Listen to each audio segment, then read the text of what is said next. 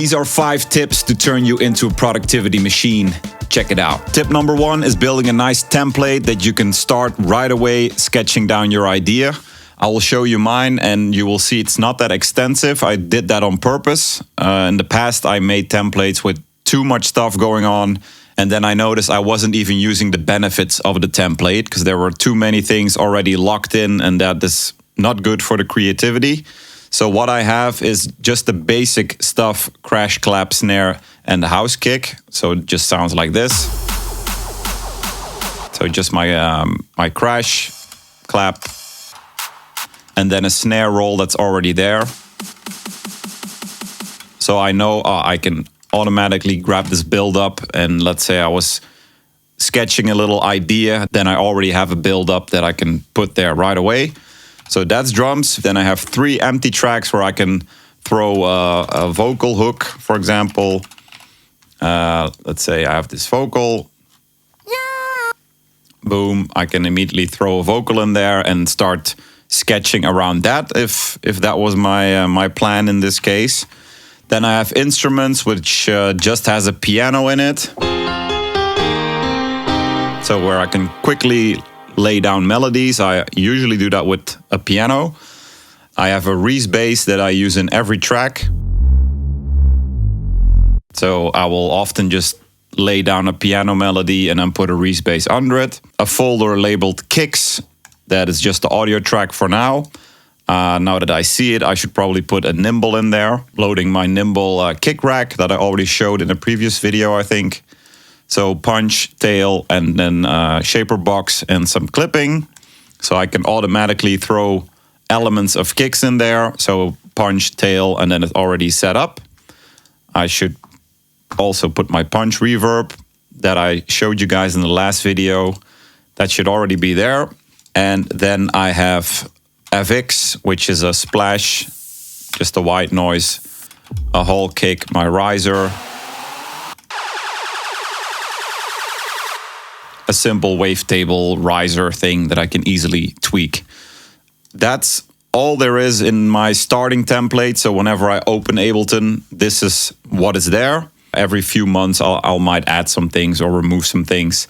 So that's tip number 1, building a nice template, but keep it basic and to the point. Tip number 2 is the use of shortcuts and Stream Deck. Now you can use either or both. I'm a big fan of the Stream Deck in particular. It's really the most crazy workflow acceleration that I had in the last years. I can just show it quickly. This is it. I'll insert some footage of it as well.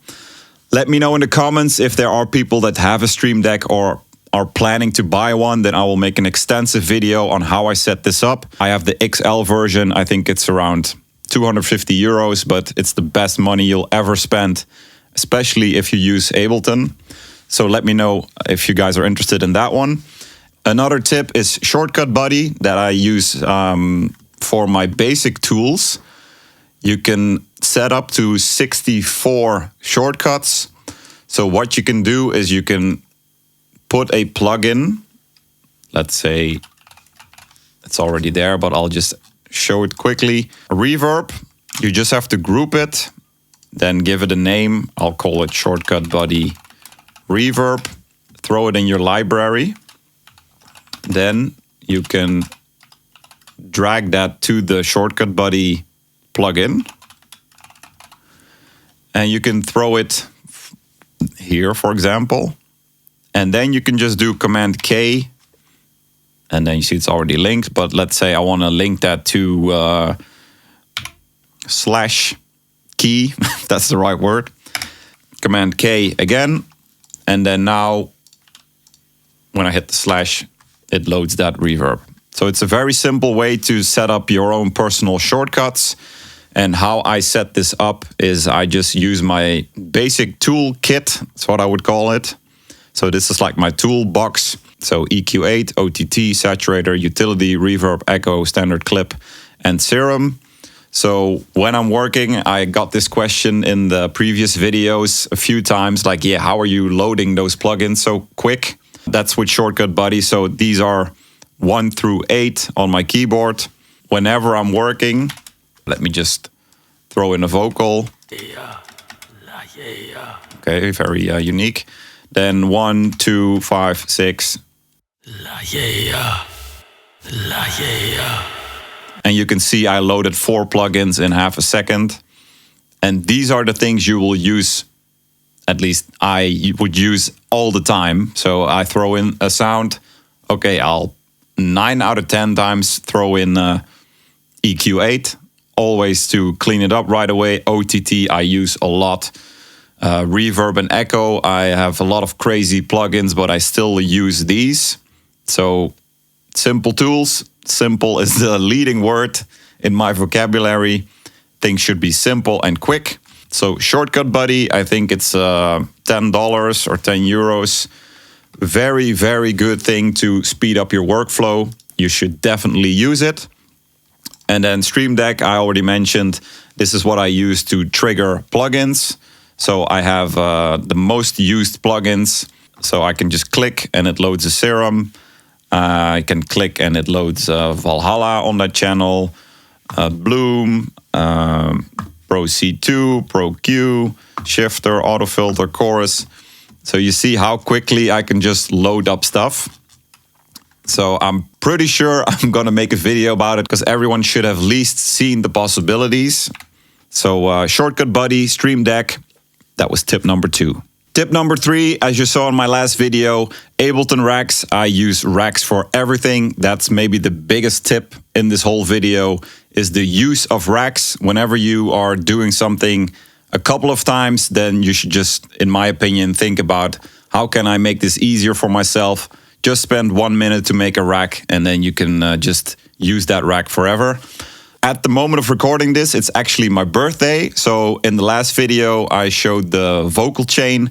I will drop that in the comments as a little gift to all the viewers. So be sure to download that. I'm sure you can use it. Quick example of the use of a rack. I already showed it in the last video, but just for the ones that didn't see it. If I have this vocal recording, very simple. Turn it up, we own the sound. Feel the bass line pound. It's actually from my upcoming track. Then this vocal chain in this case, click that, and then you will hear. Turn it up, we own the sound. Feel the bass line pound. Turn it up, turn it up. So definitely useful. Make sure you grab it. There is a link in the comments. Another rack I use that is also pretty, I keep saying the word basic, but it's all pretty simple. I called it pre-drop FX. All it does is just a low cut. So it's just the EQ8 inside this rack. Then I have a gain, which is just doing -3 at the max. And then a width plugin that's just decreasing the width. So this is already also in my template. And I just use this before a drop to take out some energy. It's always there. I use it every track. And you're gonna do that anyway. At least almost all my colleagues I know that do this trick. Don't waste time to load up a EQ every time or utility. Just make this, have 3 knobs that you automate and save a few minutes every time you have to do it. That was tip number 3. One thing I'm doing a lot when I'm mixing down or mastering a track is using a reference track. And I have 2 really cool ways to set that up so you can quickly compare with another track. So for now, I just imported this finished track, Backstabbers. Let's say this was just a project. Then I would have my group, for example, with the mastering plugins on it.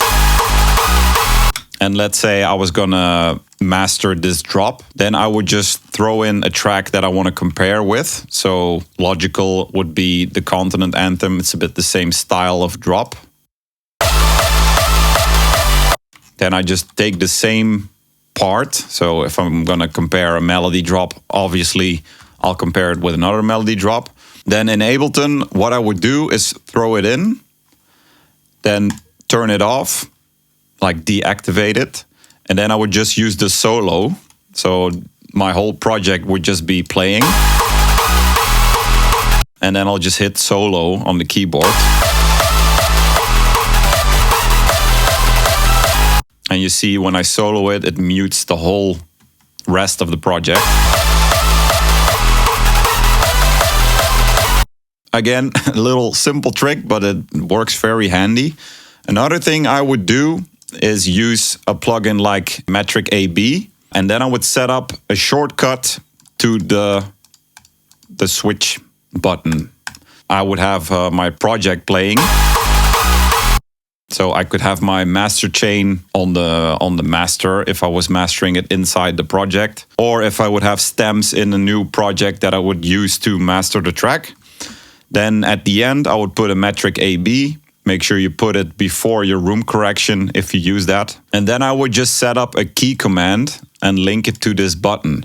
So I did Command K, and then I set that button to the Y key because I didn't use it. And now I can just very quickly click Y and then use that all the time while I'm mixing. So now I'm playing.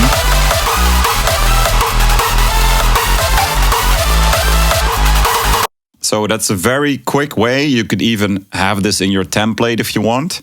So you could just set this up. You can put 16 drops in there. I can really recommend it. It's very good to compare all kinds of things. You could put that in your template. And I think it's really a big time saver instead of using the mouse and soloing and all that kind of stuff. The fifth and final track for this video is saving sounds that you can use in other tracks. This is something I didn't do a lot in the past, and I kind of regret it.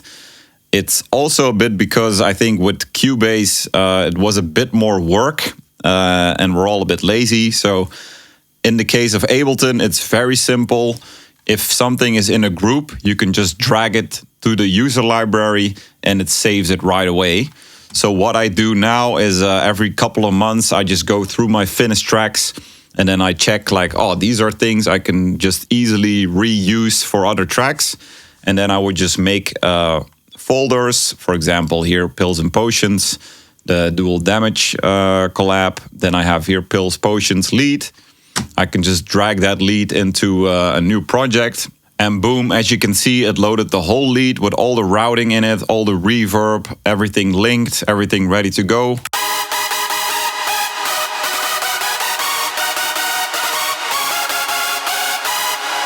And then you quickly have a fat lead that you know is good because you already made it and tweaked it to perfection in that track. And then you can just easily use it. You can, yeah, depending on how you set it up, but I could say, okay, these chords are good. I'll just use those chords. Then I have the top lead. Okay, I'll just change out a few layers and boom, I saved a lot of time because I already have this set up. This is already sounding nice on its own as a group. So don't waste time to start from scratch every time. Just grab a lead that's already done. You will see there are a few folders of tracks. Yeah, Backstabbers, Sync lead. That's the sound from the mid-intro. Just a simple fill sound, but I was working on it and then I was like, oh, that's a cool thing that I often am looking for, like a little simple fill sound that I can just throw in the background of a mid-intro and I can easily tweak it again. And from there you can very quickly in a few minutes make another cool sound and you saved a lot of time. Another thing related to this is when I'm done with my track, I just save stems. So this is my stems hard driver tracks folder. You will see it's not everything because I still have to do all my older tracks.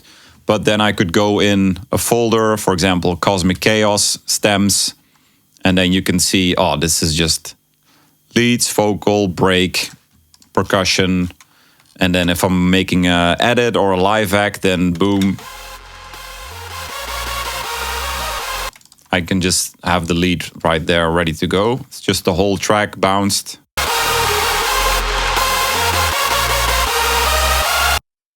Or if I'm like, yeah, I want to grab a kick or I want to take that vocal for a little edit, then I very quickly can grab the vocal. Big chaos on the attack. Universe tearing, no way back. So that's just a little habit that I try to stick to. So whenever I'm done with a track, just take 5 minutes. Doesn't take longer than that if you worked a bit organized. And then I just save it. And then I often just grab a pre-drop loop or a little or a kick FX or something, just grab it from a track you already have. I mean, it's all your own material, so you can easily reuse stuff. Okay, those were 5 workflow tips. Make sure to click the link to download the free vocal chain. That's my birthday gift to all of you. I hope it's useful and you can use it in many of your productions. For now, I hope you enjoyed the video. Leave a comment if you have any ideas for future videos, and I hope you guys enjoyed. See ya.